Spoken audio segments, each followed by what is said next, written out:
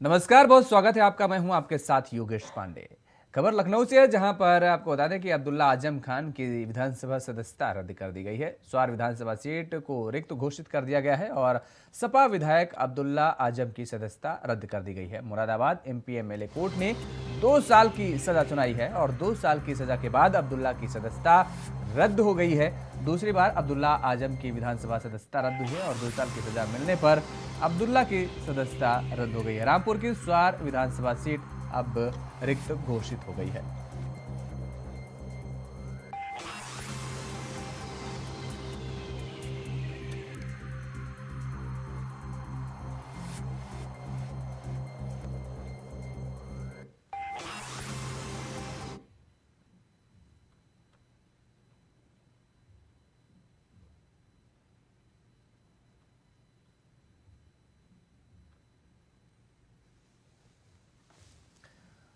अब्दुल्ला आजम की सदस्यता रद्द हो गई है। विधानसभा सदस्यता रद्द की गई है। स्वार विधानसभा सीट को रिक्त घोषित कर दिया गया है। अब्दुल्ला आजम की विधानसभा सदस्यता रद्द कर दी गई है। 2 साल की सजा सुनाई गई है अब्दुल्ला आजम को, आपको बता दें, जिसके चलते विधानसभा सदस्यता रद्द हुई है।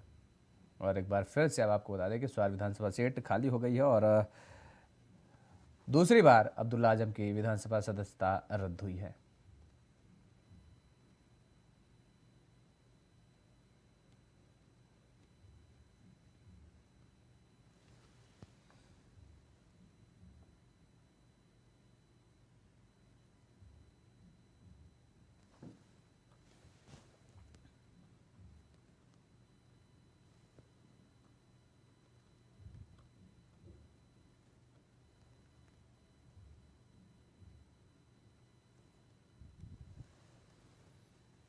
तो आपको बता दें कि दूसरी बार अब्दुल्ला आजम की सदस्यता रद्द हुई है। विधानसभा की सदस्यता रद्द हुई है और 2 साल की सज़ा सुनाई गई है अब्दुल्ला आजम खान को।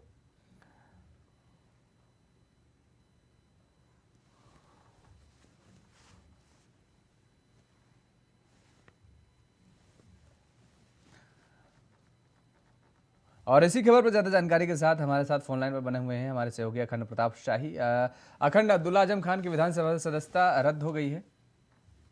बिल्कुल उनके सदस्यता जो रामपुर एमएलए कोर्ट की तरफ से जो 2008 के मामले में सरकारी काम में बाधा डालने को लेके जो उनके ऊपर मुकदमा हुआ था, उसके तहत उनको 2 साल की सजा जब सुनाई गई, सजा सुनाए जाने के बाद विधानसभा अध्यक्ष से अपील की गई थी और विधानसभा अध्यक्ष ने आज उनकी सदस्यता रद्द कर दी है। बीजेपी के एक नेता हैं जो आकाश सक्सेना, जो इसको लेके विधानसभा अध्यक्ष से भी और मुख्यमंत्री से भी अपील किए हुए थे, पत्र लिखा था उन्होंने। हालांकि आज विधानसभा अध्यक्ष ने उन्हें उनकी सदस्यता रद्द कर दी और स्वार सीट को रिक्त मुक्त कर दिया।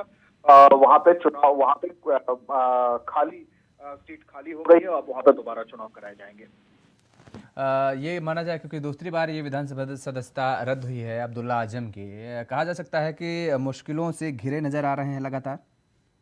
बिल्कुल मुश्किलों से घिरे हुए हैं, क्योंकि पहली बार जब उनकी सदस्यता रद्द हुई थी तो 2 अलग अलग हलफनामे दर्ज हुए थे, उन्होंने दायर किए थे अपने नामांकन के समय में, जिसमें एक उनको सजा सुनाई गई थी, 2-3 साल की सजा हुई थी, तो वो उनकी सदस्यता रद्द कर दी गई थी उस समय। और अब इनकी एक बार फिर जब ये दोबारा चुने गए और दोबारा चुने जाने के बाद सब कुछ ठीक था, तो 2008 के एक मामले में जिन्न की तरफ से इनका पीछा किया और उसमें जब इन्हें सजा सुनाई गई, तो सजा सुनाए जाने के बाद एमपी एमएलए कोर्ट की तरफ से इनकी सदस्यता एक बार फिर रद्द कर दी गई है। तो पूरी स्वार सीट, जो कि रामपुर जिले की सीट है, वो रामपुर जिले की स्वार सीट अब खाली हो गई है और वहां पर दोबारा चुनाव कराए जाने की बहुत बहुत शुक्रिया तमाम सारी जानकारी देने के लिए। अखंड प्रताप शाही हमारे साथ जुड़े हुए, जिन्होंने बताया किस तरीके से अब मुश्किलें लगातार बढ़ती जा रही हैं।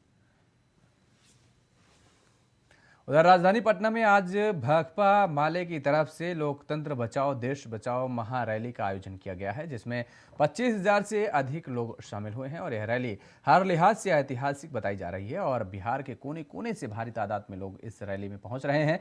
इस दौरान माले के राष्ट्रीय महासचिव दीपांकर भट्टाचार्य ने विपक्षी एकता को मजबूत करने और बीबीसी की छापेमारी पर अपनी प्रतिक्रिया जाहिर की है और कहा है कि यह रैली वामपंथियों को एकजुट करने के लिए बुलाया गया है। आने वाले 17 से और 18 तारीख को अंतर्राष्ट्रीय एकजुटता कार्यक्रम का आयोजन किया गया है। इसमें मुख्यमंत्री नीतीश कुमार, उप मुख्यमंत्री तेजस्वी यादव के अलावा अन्य कई बड़े नेता शामिल होंगे।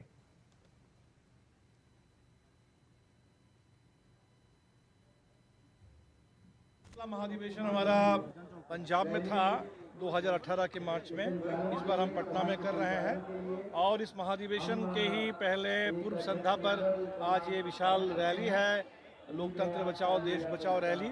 महाधिवेशन के अंदर भी हम कोशिश करेंगे कि वामपंथी एकता को मजबूत करने के लिए हमने सभी दलों को इनवाइट किया है और जो उद्घाटन सत्र होगा कल उसमें लोग आएंगे।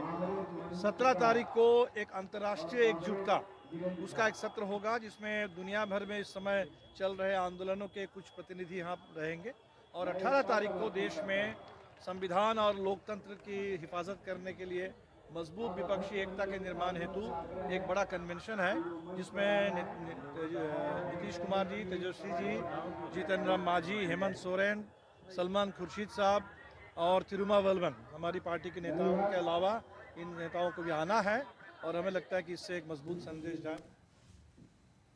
सीतापुर में महिला बंदियों के लिए जेल में योगासन का अभ्यास शुरू हो गया है और जिसमें बंदियों को स्वस्थ रहने के लिए जेल में ट्रेनिंग दी जा रही है।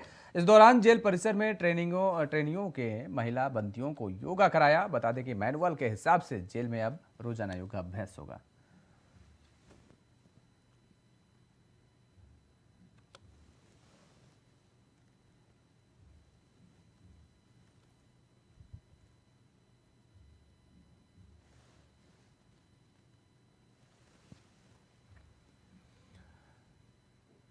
खबर सहारनपुर से है, जहां पुलिस लाइन में किसी विवाद को लेकर तारीख पर आए महिला थाने के सामने दो पक्षों में जमकर मारपीट हो गई। पुलिसकर्मियों ने दोनों पक्षों को समझा बुझाकर पुलिस लाइन से बाहर भेजा। मारपीट का वीडियो सोशल मीडिया पर वायरल हो रहा है।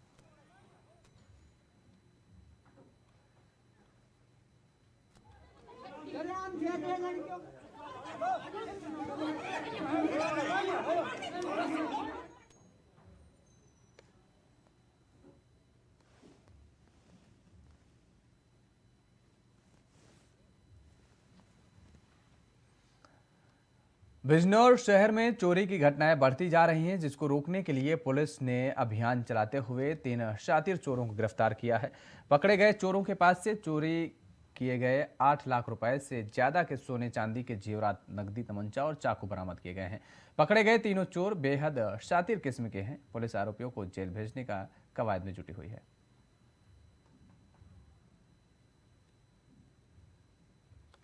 शहबाजपुर में और मंडावर रोड पर स्थित ग्राम जिंदरपुर में 3 चोरियां हुई।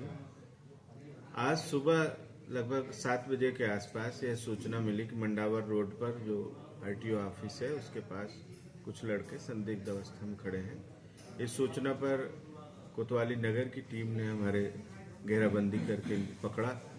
3 लड़के पकड़ में आए।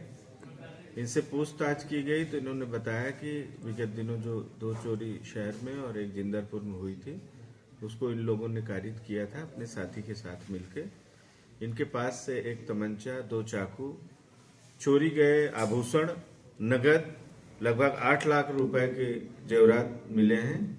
एक इनका साथी सरवर उर्फ साजन है जो बिहार का रहने वाला है, उत्तम नगर दिल्ली में रहता है। बहराइच में सड़कों पर चलने वाली गाड़ियों पर लगने वाला नंबर प्लेट आज से हाई सिक्योरिटी नंबर प्लेट के रूप में अनिवार्य कर दिया गया है। आज के बाद जिन वाहनों में हाई सिक्योरिटी नंबर प्लेट लगा नहीं मिलेगा उन वाहनों का चालान किया जाएगा, जिसके बदले वाहन स्वामियों को 5,000 का जुर्माना भरना पड़ेगा। दरअसल परिवहन विभाग ने 15 फरवरी से सभी गाड़ियों में हाई सिक्योरिटी नंबर प्लेट को अनिवार्य कर दिया है और ऐसे में आज से जगह जगह अभियान चलाकर बड़ी कार्रवाई की जा रही है।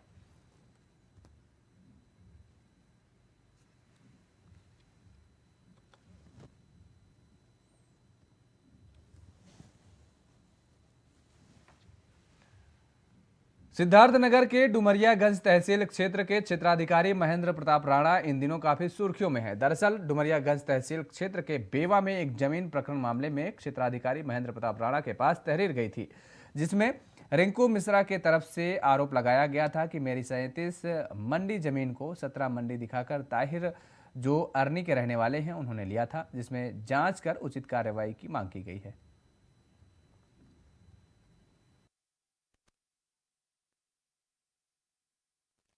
ये ताहिर एक बेवा में अरनी गांव पड़ता है, वहाँ का रहने वाला है। ये 3 लोगों का ग्रुप है, बबलू, कलीम और ताहिर, ये लोग जमीन के कामों में मशगूल रहते हैं। अवैध जमीन एग्रीमेंट करा के, दबाव बना करके एग्रीमेंट कराना, बेचना और धन की उगाही करना। इनके पीछे कुछ इनके गार्जियन स्वरूप साजिशकर्ता भी साथ में हैं। रिंकू मिश्रा जो कानपुर में बसे हुए हैं, यहाँ के रहने वाले हैं, इनकी कुछ ज़मीन थी जो इन्होंने एग्रीमेंट कराया, रजिस्ट्री कराया था। रजिस्ट्री के पश्चात इन्होंने 2020 में रजिस्ट्री कराए और आकर मुझे दरखास्त दिए कि मेरी ज़मीन ऐसे ऐसे फर्जी तरीके से लिखवा लिया गया है, 17 मंडी की जगह पर 37 मंडी। जब मेरे पास ये कागज़ आया तो मैंने इसकी जाँच किया। दूसरे दिन इनकी माँ और इनके द्वारा दरखास्त दिया गया कि मुझे किसी कार्रवाई की आवश्यकता नहीं है। मेरे द्वारा कोई कार्रवाई नहीं किया गया। तत्पश्चात ये लोग ज़मीनों में इतना मशगूल हैं कि अपने आप को कुछ भी करने को तैयार हैं। 2011 में इनके खिलाफ, ताहिर के खिलाफ अभियोग पंजीकृत है, जो अस्पताल में, बेवा अस्पताल पर चढ़ करके डॉक्टर को मारे थे और उसमें जेल। संभल में बुधवार को दिन दहाड़े पुलिस और बदमाशों के बीच मुठभेड़ हुई है। दोनों तरफ से कई राउंड फायरिंग हुई है और इस मुठभेड़ में 50,000 के इनामी बदमाश को गोली लगी है।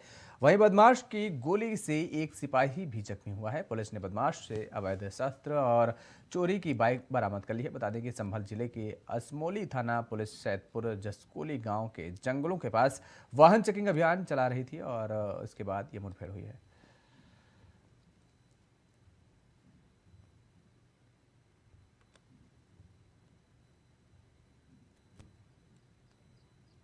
थाना असमौली के अंतर्गत आज ये एक मुठभेड़ पुलिस के साथ एक अपराधी की हुई है। इसमें एक अपराधी जिसका नाम रिजवान उर्फ सल्लू खान है, ये थाना चौड़ा कम्बू का रहने वाला है। इसके ऊपर 50,000 रुपये का इनाम पूर्व से घोषित है। ये हमारे ज़िले से कई सारी चोरी की और ट्रैक्टर चोरी घटनाओं में वांछित चल रहा था तथा मुरादाबाद ज़िले से एक मर्डर के मामले में वांछित चल रहा था। मुरादाबाद ज़िले से भी इसके ऊपर इनाम घोषित किया गया था। आज इसको जब यहाँ पर चेकिंग के दौरान इसको रोका गया तो इसके द्वारा पुलिस पार्टी पर फायरिंग की गई। जवाबी फायरिंग में इसके पैर में गोली लगी है। इसको घायल अवस्था में CSC में इलाज हेतु भेजा गया है। पुलिस के भी एक हेड कांस्टेबल के घायल होने के कारण उसको भी इलाज के लिए भेजा गया है। साथ में यहाँ पर जो टीम थी, इनके द्वारा जब इसकी चेकिंग की गई तो यहाँ पर इसके पास से एक मोटरसाइकिल जो भी चोरी की प्रतीत हो रही है और एक अवैध शस्त्र ये बरामद किए गए हैं। साथ में बाकी चीज़ों की जाँच की जा रही है। और यहाँ पर रुकेंगे एक छोटे से ब्रेक के लिए। ब्रेक के बाद फौरन हाजिर होते हैं। बाद एक बार फिर आप सभी का स्वागत है। खबरों में आगे बढ़ेंगे। खबर कन्नौज से है, जहां पर स्कूल गाड़ी में भीषण आग लगी है। बच्चों को लेकर जा रही थी ये गाड़ी और देखते ही देखते आग का गोला बन गई है। हादसे के वक्त सवार थे आधा दर्जन बच्चे। सभी बच्चों को सुरक्षित होने की जानकारी है।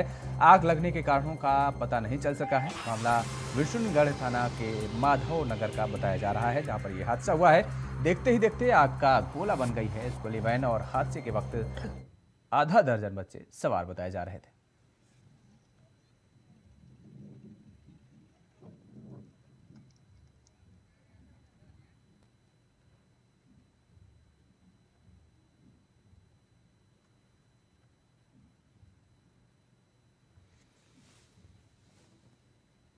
तो आपको बता दें कि आधा दर्जन बच्चे सवार थे।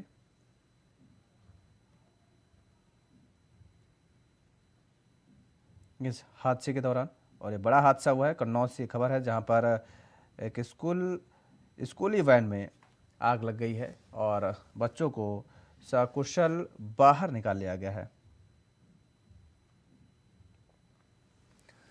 हरदोई के पाली थाने को जनसुनवाई के त्वरित निस्तारित में प्रदेश में प्रथम स्थान मिला है, जबकि जनपद को प्रदेश में 5वां स्थान प्राप्त हुआ है, जिसमें पाली थाने समेत पूरे पुलिस महकमे में खुशी की लहर है। और SP राजेश द्विवेदी ने IGRS पोर्टल के निस्तारण से जुड़े सभी अधिकारी व कर्मचारियों को प्रशस्ति पत्र देकर सम्मानित किया है। IGRS पोर्टल राज्य सरकार का बेहद अहम पोर्टल माना जाता है। हरदोई के पाली थाने में प्रदेश में जनपद का नाम रोशन किया है और जिसमें SP पश्चिमी और IGRS पोर्टल के नोडल अधिकारी दुर्गेश कुमार सिंह का अहम रोल है और जिनके सख्त रवैये के चलते पोर्टल पर आने वाली शिकायतों की गुणवत्तापूर्ण निस्तारण करने में प्रदेश में पाली थाने ने प्रथम स्थान हासिल किया है।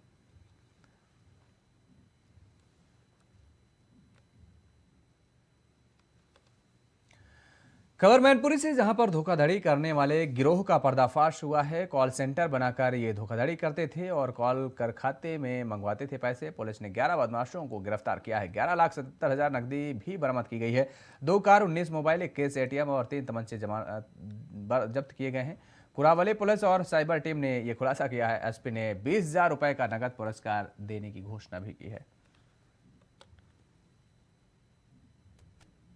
देखिए, ये 16 जनवरी 2023 को अभी किरावली के रहने वाले हैं उदयपाल सिंह। इन्होंने एक ठगी के संबंध में कि उससे मोबाइल टावर लगवाने के नाम पे 19 लाख रुपए कुछ लोगों ने 4 खातों में ट्रांसफ़र करा लिए हैं। इस पर इनकी एप्लीकेशन पर साइबर सेल को जांच के लिए दिया गया। तो जो इन्होंने तकनीकी जांच वगैरह की, उससे पाया कि एक बहुत बड़ा गैंग है जो इनके साथ इस तरह का फ्रॉड किया है। तो उसके बाद फिर ये हमारी टीम सक्रिय हुई और वहाँ पर कोई कुरावली में एक मुकदमा भी पंजीकृत किया गया इनके विरुद्ध 420, 467, 68, 71 और 66 IT एक्ट का। और इसके बाद ट्रेस करके इनको पकड़ा गया। तो ये 11 लोगों का गैंग है जो विभिन्न जनपदों से संबंधित हैं। इसमें बरेली के हैं, मुरादाबाद का है, कासगंज के हैं और इटावा से, कन्नौज से। बिजनौर में महाशिवरात्रि के त्यौहार के कारण हरिद्वार से कांवड़ियों के जत्थे अपनी मंजिल की तरफ तेजी से बढ़ने शुरू हो गए हैं। कांवड़ियों को कोई दिक्कत ना हो, इसके लिए पुलिस प्रशासन ने सुरक्षा व्यवस्था चाक-चौबंद कर दी है और इसके साथ ही पुलिस ने कई जगह रोड को भी डाइवर्ट किया है। जिले की सड़कों से अब तक 1 लाख से ज्यादा कांवड़ियां गुजर चुके हैं। जानकारी दे दें कि दरअसल 18 फरवरी को महाशिवरात्रि का पर्व है। महाशिवरात्रि पर लाखों श्रद्धालु हरिद्वार से जल लेकर आते हैं। एसपी दिनेश सिंह ने बताया कि कांवड़ यात्रा के मद्देनजर सुरक्षा व्यवस्था चाक-चौबंद है। कांवड़ियों को कोई दिक्कत ना हो, इसके लिए पुलिस ने पूरी व्यवस्था कर रखी है। सीसीटीवी कैमरे व ड्रोन से भी नजर रखी जा रही है।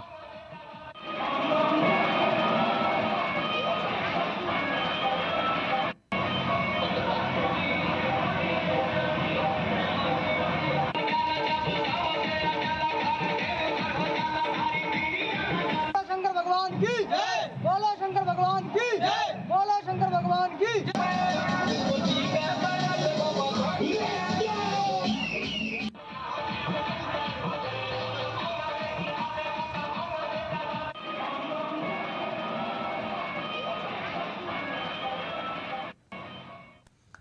फतेहपुर में कांग्रेस पार्टी के कार्यक्रम ने कानपुर देहात के मडौली गांव में हुई घटना के विरोध में जमकर सरकार के खिलाफ हल्ला बोला। जिला अध्यक्ष की अगुवाई में हुए इस प्रदर्शन में प्रदेश की बीजेपी सरकार के खिलाफ नारेबाजी करते हुए कांग्रेसियों ने मामले की न्यायिक जांच की मांग करते हुए आरोपियों के खिलाफ सख्त कार्रवाई और बुलडोजर की कार्रवाई को तुरंत बंद करने की मांग की है।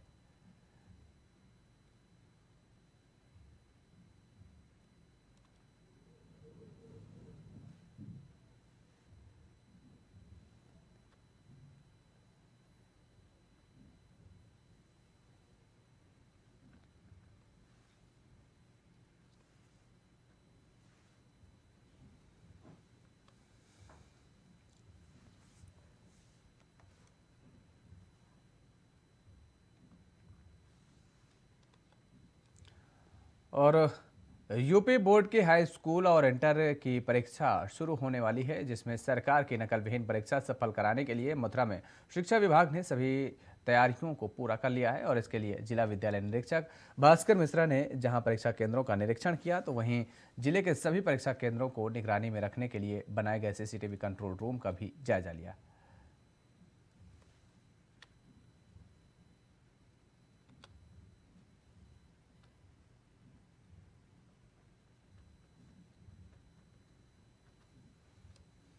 और इस बुलेटिन में फिलहाल इतना ही। खबरों के लिए आप बने रहिए इंडिया वॉइस के साथ। नमस्कार।